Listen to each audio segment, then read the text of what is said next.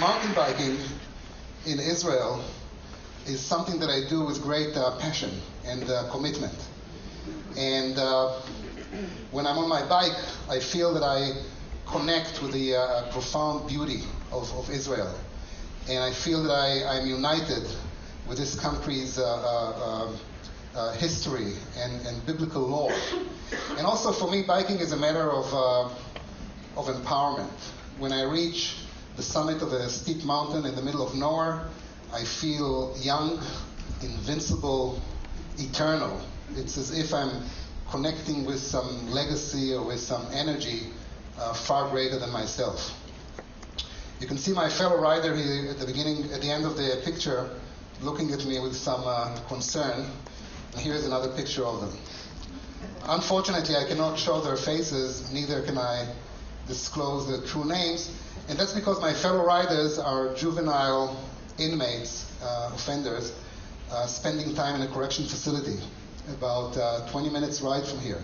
Well, like everything in Israel.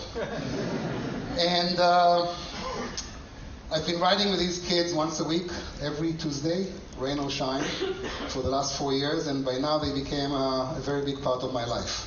The story began 4 years ago.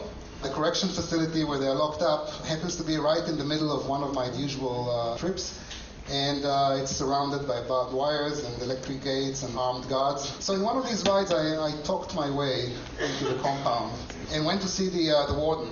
And I told the warden that I wanted to start a mountain biking club in this place, and that basically I wanted to take the kids from here to there. And I told him, let's find a way in which I'll be able to take out 10 kids once a week to ride with them somewhere in the country. And the warden was, quite amused, and he told me, he thought that I was a nut. And he told me that, this place is a correction facility. These guys are serious offenders. They're supposed to be locked up. They're supposed to be out at large. And yet, we began to talk about it, and one thing led to the other. And I can't see myself going into a state prison in New Jersey and making such a proposition.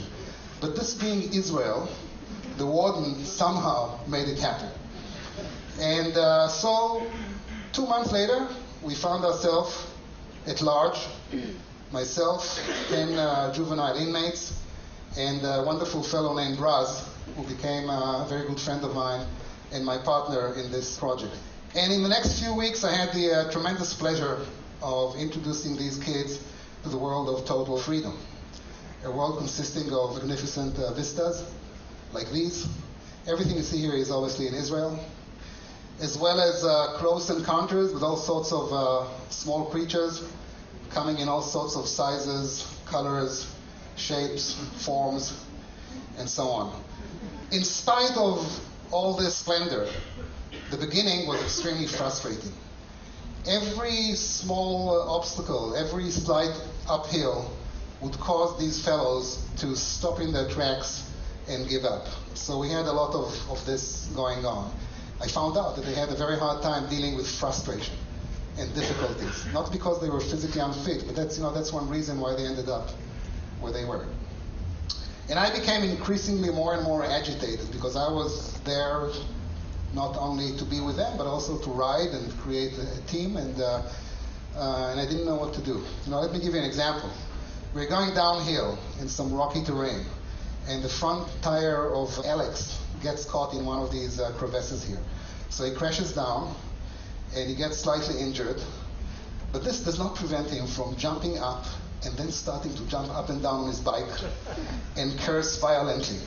Then he throws his helmet in the air. His backpack goes ballistic in some other direction. And then he runs to the nearest tree and starts to break branches and throw rocks and curse like I've never heard. And, I'm just standing there watching the scene with a complete disbelief, not knowing what to do. I'm used to algorithms and data structures and super motivated students. And nothing in my background prepared me to deal with raging, violent adolescents in the middle of nowhere. You have to realize that these incidents did not happen in convenient locations. They happened in places like this, in the Judea desert, 20 kilometers away from the nearest road. And what you don't see in this picture is that somewhere between these riders there's a teenager sitting on a rock and saying, "I'm not moving from here, forget it. I've had it." Well, that's a problem because one way or another you have to get this guy moving because, it's getting dark soon and dangerous. It took me several such incidents to figure out what I was supposed to do. At the beginning it was a disaster. I tried harsh words and threats and it took me nowhere. That's what they had all their lives.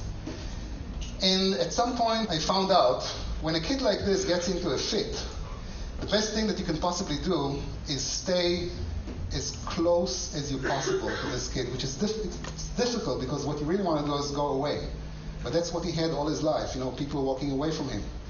So what you have to do is stay close and try to reach in and pet his shoulder or give him a piece of chocolate. So I would say, "Alex, I know that it's terribly difficult. Why don't you rest for a few minutes and then we'll go on." "Go away, you maniac, psychopath. Why did you bring us to this goddamn place?" And I would say, "Relax, Alex. Here's a piece of chocolate." And Alex would go, because you have to understand that in these rides we are constantly hungry. And after the rides also. And who is this guy, Alex, to begin with? He's a 17-year-old. When he was 8, someone put him on a boat in Odessa and shipped him to Israel on his own. And he ended up in South Tel Aviv and did not have the good luck to be picked up by Karen Tal and roamed the streets and became a prominent gang member. And he spent the last 10 years of his life in 2 places only, the slums and the state prison, where he spent the last 2 years before he ended up sitting on this rock there. And so, this kid was probably abused, abandoned, ignored, betrayed by almost every adult along the way. So for such a kid, when an adult that he learned to respect stays close to him and doesn't walk away from him in any situation, irrespective of how he behaves, it's a tremendous healing experience. It's an act of unconditional acceptance, something that you never had. I want to say a few words about vision. When I started this program 4 years ago, I had this original plan of creating a team of winning underdogs. I had an image of Lance Armstrong in my mind. And it took me exactly 2 months of complete frustration to realize that this vision was misplaced.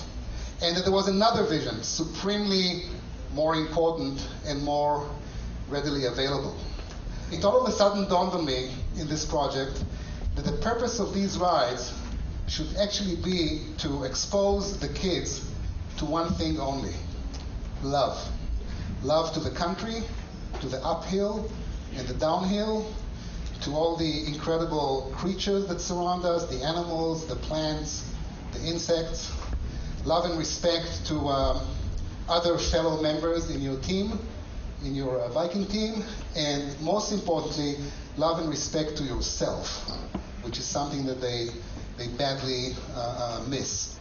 Together with the kids, I also went through a remarkable transformation. I come from a cutthroat world of science and high technology.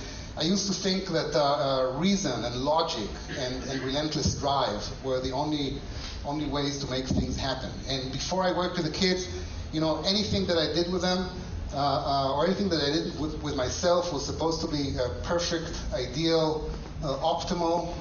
But after working with them for some time, I discovered the great virtues of empathy and flexibility. And being able to start with some vision, and if the vision doesn't work, well, nothing happened. All you have to do is play with it, change it a little bit, and come up with something that does help, does work. So right now I feel more like, these are my principles. And if you don't like them, I have others.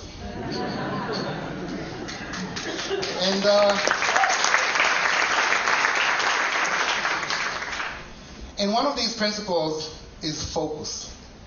Before each ride, we sit together with the kids And we give them one word to think about during the ride. You have to focus their attention on something, because so many things happen. So these are words like teamwork, or endurance, or even complicated concepts like resource allocation, or perspective, a word that they don't understand. You know, perspective is one of these critically important life coping strategies that mountain biking can really teach you. You know, I tell the kids, when they struggle through some uphill and feel like they cannot take it anymore, it really helps to ignore the immediate obstacles and raise your head and look around and see how the vista around you grows. It literally propels you upwards. That's what perspective is all about. Or you can also look back in time and realize that you've already conquered steeper mountains before. And that's how they develop self-esteem. You know, let me give you an example of how it works. You stand with your bike at the beginning of February. It's very cold, and you stand in one of these rainy days, and it's drizzling and cold and chilly. And you stand in let's say, Yokneam, and you look up the sky, and through a hole in the clouds, you see the monastery at the top of the Mukhaka. That's where you're supposed to climb now. And you say, there's no way that I can possibly get there. And yet, 2 hours later, you find yourself standing on the roof of this monastery, smeared with mud, blood, and sweat. And you look down at Yokneam. Everything is so small and tiny. And you say, hey, Alex, look at this parking lot where we started. It's that big. I can't believe that I did it. And that's the point when you start loving yourself. And so we talked about these special words that we teach them. And at the end of each ride, we sit together and share moments in which those special words of the day popped up and made a difference.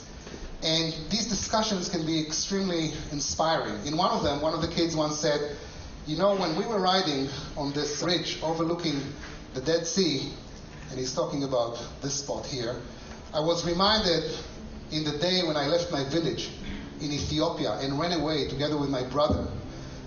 We walked 120 kilometers until we reached Sudan. This was the first place where he got some water and supplies. And he goes on saying, and everyone looks at him like a hero, probably for the first time in his life. And he says, because I also have volunteers riding with me, adults, who are sitting there listening to him. And he says, and this was just the beginning of our ordeal until we ended up in Israel. And only now, he says, I'm beginning to understand where I am, and I actually like it. And I remember when he said it, I felt goosebumps on my body, because he said it overlooking the Moab Mountains here in the background. That's where Joshua descended and crossed the Jordan and led the people of Israel into the land of Canaan 3,000 years ago in this final leg of the journey from Africa. And so perspective and context and history play key roles in the way I plan my rides with the kids. We visit kibbutzim that were established by Holocaust survivors. We explore ruins of Palestinian villages, and we discuss how they became ruins. And we go through numerous remnants of Jewish settlements, Nabatic settlements, Canaanite settlements, 3,000, 4,000, 5,000 years old. And through this tapestry, which is the history of this country, the kids acquire what is probably the most important value in education.